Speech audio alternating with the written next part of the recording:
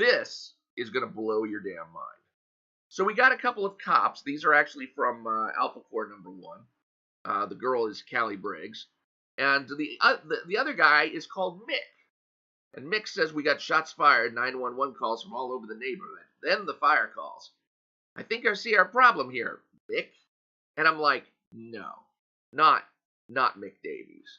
That can't be Mick Davies. I mean, he's got kinky black hair. He's got a wide nose. And he says, I ever tell you how I hate mysteries, Callie? And that's when Solari drops in and says, funny thing for a detective to say, Davies. And then I realize, oh my God, they are saying that's Mick Davies. But that can't be Mick Davies. You know why? Because in Yaira #1, we meet Mick Davies by name for the first time, and this is Mick Davies.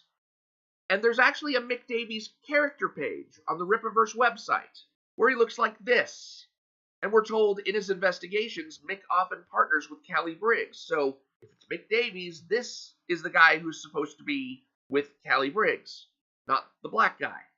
And now it says, what do we have to do to get some credit around here? This is a quote that is attributed to Mick Davies. And Mick Davies says this in the opening pages of ISOM #1, where he's got all white hair.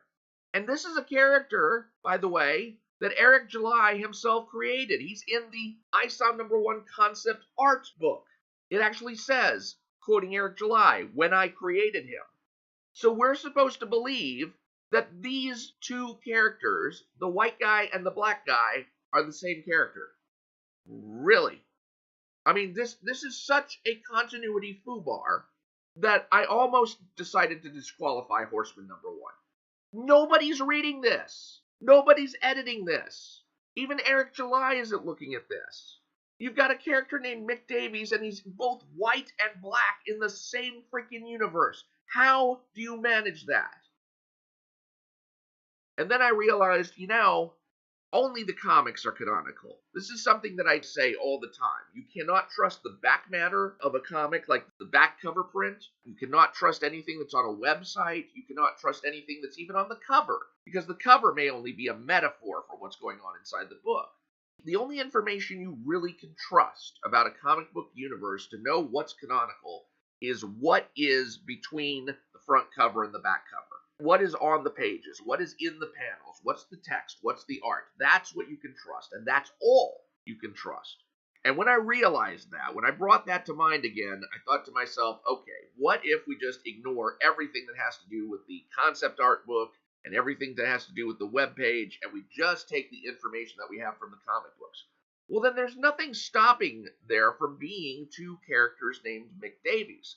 Just like Nick Fury Sr. and Nick Fury Jr. exist in the Marvel Universe, how about Mick Davies Sr. and Mick Davies Jr., one of which is a police sergeant, and then his son is a police detective? That can happen. And for that reason, I decided, okay, I'm going to take the disqualification away from Horseman. I'm going to continue to evaluate it. But it was touch and go. I was not happy about seeing that continuity foul up. Because what it's telling me is that nobody cares. Nobody cares. And because nobody cares, we're having to create these scenarios that are far-fetched but still could happen to try and correct the damage done by the apathy of the editors and even the writers and artists. If Chuck Dixon and Joe Bennett had both read all of the Rippaverse books, could they have made this mistake? I don't think so. I don't think you can read all of the Rippaverse books and make this kind of continuity error, which leads me to believe that even the lead editors of the Rippaverse, the Soska sisters, who are supposed to be minding the continuity, aren't reading the books.